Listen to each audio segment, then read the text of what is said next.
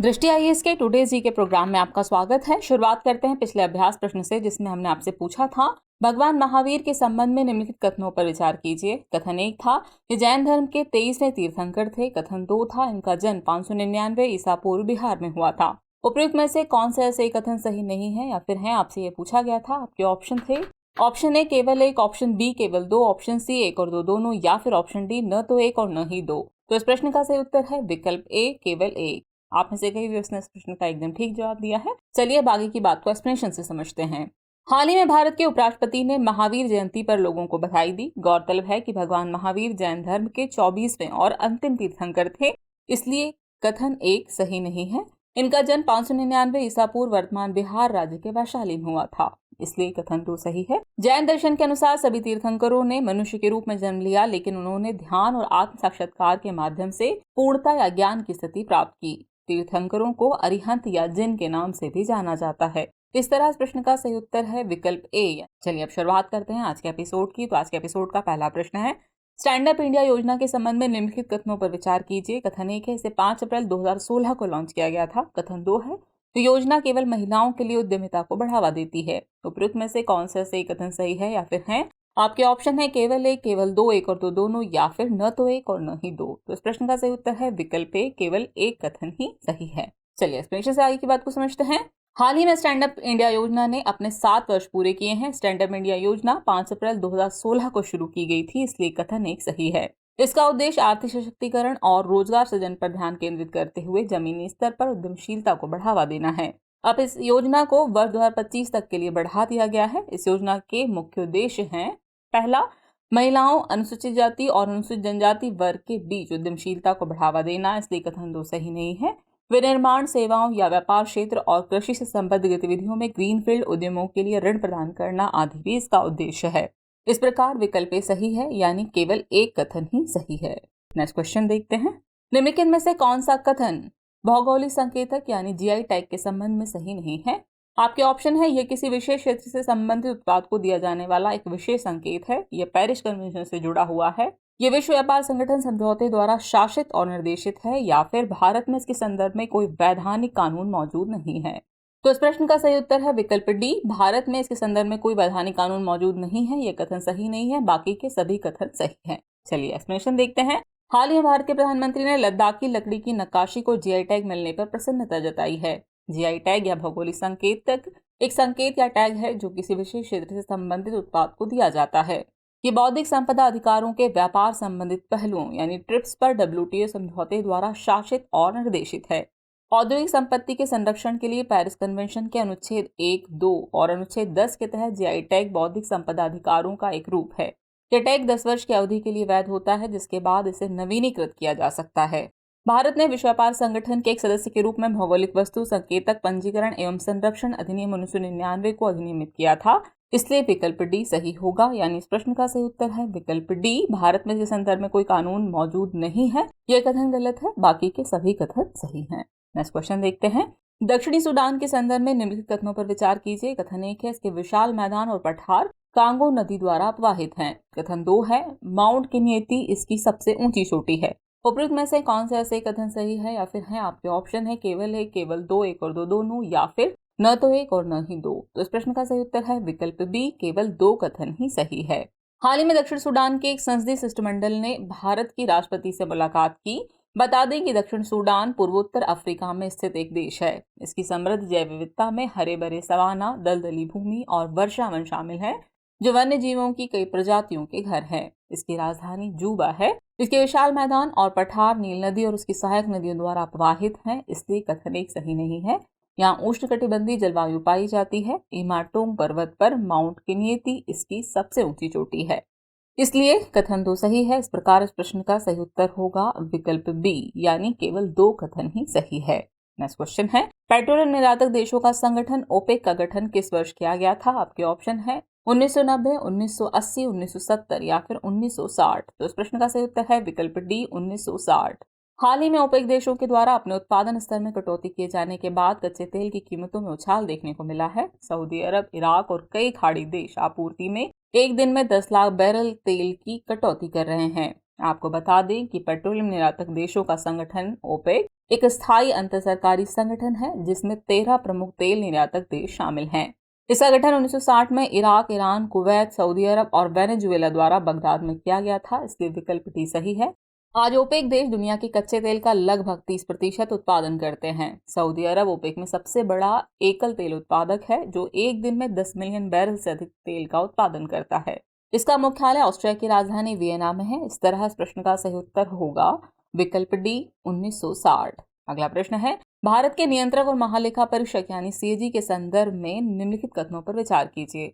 कथन 1 है, यह भारतीय लेखा परीक्षा और लेखा विभाग का प्रमुख होता है। कथन 2 है, भारत के संविधान में इसके पद का कहीं भी उल्लेख नहीं है। उपयुक्त में से कौन सा ऐसे कथन सही है, या फिर हैं आपके ऑप्शन है केवल एक, केवल दो, एक और दो दोनों, या फिर न तो एक न ही दो। तो इस प्रश्न का सही उत्तर है विकल्प ए, यानी केवल एक कथन ही सही है। चलिए एक्सप्लेनेशन सारी की बात को समझते हैं।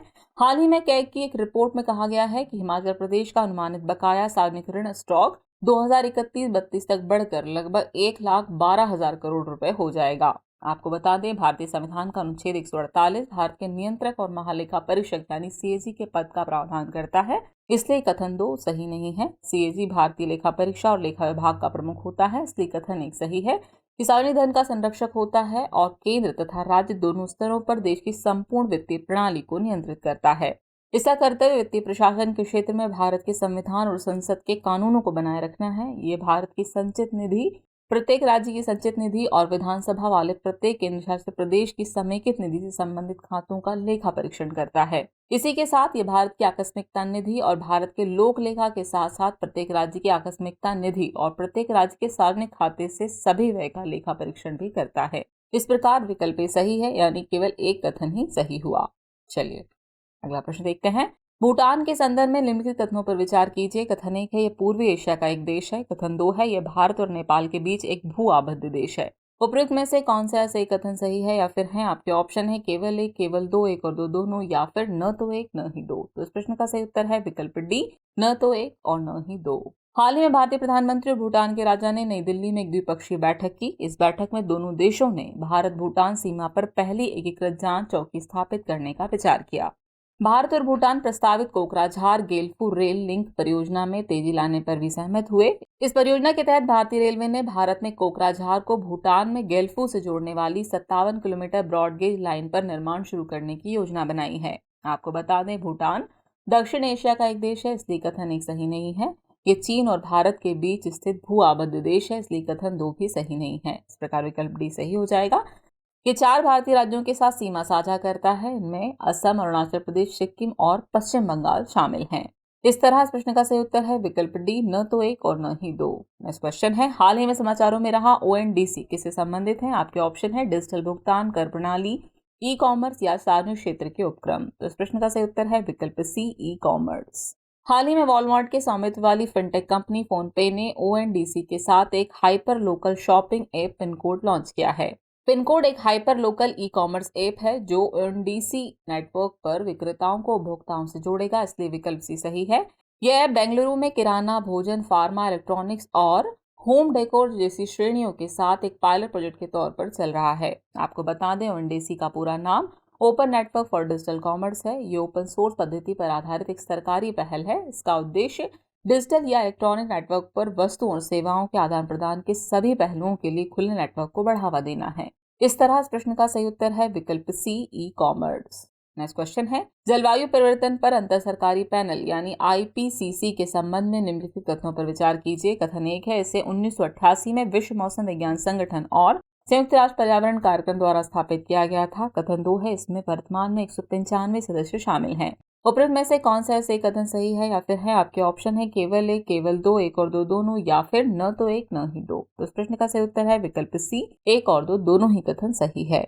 हाल ही में जलवायु परिवर्तन पर अंतर सरकारी पैनल यानी आईपीसीसी की एक रिपोर्ट ने जलवायु परिवर्तन को घटती कृषि उत्पादकता के साथ जोड़ा है। आईपीसीसी एक अंतर सरकारी वैज्ञानिक निकाय है। ये संयुक्त राष्ट्र का आधिकारिक पैनल है जो जलवायु में बदलाव और ग्रीन हाउस गैसों का ध्यान रखता है। इसकी स्थापना 1988 में विश्व मौसम विज्ञान संगठन यानी WMO और संयुक्त राष्ट्र पर्यावरण कार्यक्रम यानी UNEP द्वारा की गई थी, इसलिए कथन 1 सही है। इसके वर्तमान में 195 सदस्य देश हैं, इसलिए कथन 2 भी सही है। इस प्रकार विकल्प सी सही हुआ। आईपीसीसी आकलन जलवायु संबंधी नीतियों को विकसित करने के लिए सभी स्तरों पर सरकारों को एक वैज्ञानिक आधार प्रदान करता है। आईपीसीसी रिपोर्ट भी अंतर्राष्ट्रीय जलवायु परिवर्तन वार्ताओं में एक महत्वपूर्ण इनपुट है।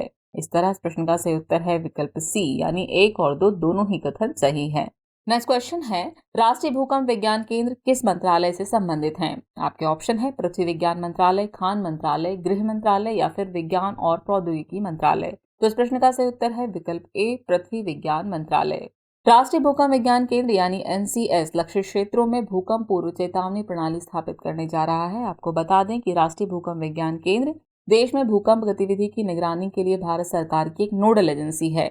150 से अधिक स्टेशनों के राष्ट्रीय भूकंपीय नेटवर्क का रखरखाव करता है। यह अपने 24/7 निगरानी केंद्र के माध्यम से पूरे देश में भूकंप गतिविधि की निगरानी करता है। ये पृथ्वी विज्ञान मंत्रालय के अंतर्गत आता है, इसलिए विकल्प ए सही है, यानी इस प्रश्न का सही उत्तर है विकल्प ए, पृथ्वी विज्ञान मंत्रालय।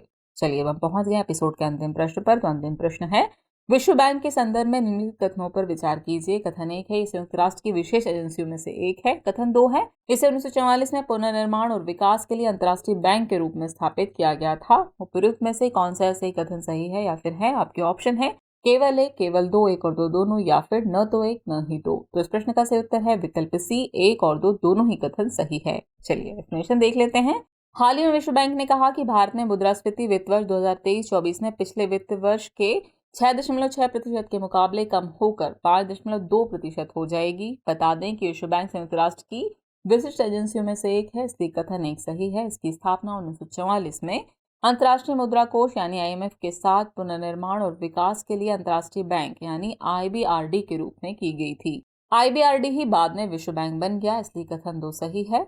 विश्व बैंक समूह 5 संस्थानों की एक अनूठी वैश्विक साझेदारी है जो विकासशील देशों में गरीबी को कम करने और साझा समृद्धि का निर्माण करने वाले स्थायी समाधानों के लिए काम कर रहा है, इसलिए विकल्प सी सही है, यानी इस प्रश्न का सही उत्तर है विकल्प सी, 1 और 2 दोनों ही कथन सही है। चलिए अब नोट कर लीजिए आज के एपिसोड का अभ्यास प्रश्न। तो अभ्यास प्रश्न है, नाथुला पास किस राज्य या केंद्र शासित प्रदेश में स्थित है? आपके ऑप्शन है, option A Sikkim, option B Jammu Kashmir, option C Ladakh या फिर ऑप्शन डी अरुणाचल प्रदेश। तो व्यूअर्स इस प्रश्न का जवाब कमेंट बॉक्स में देना न भूलें।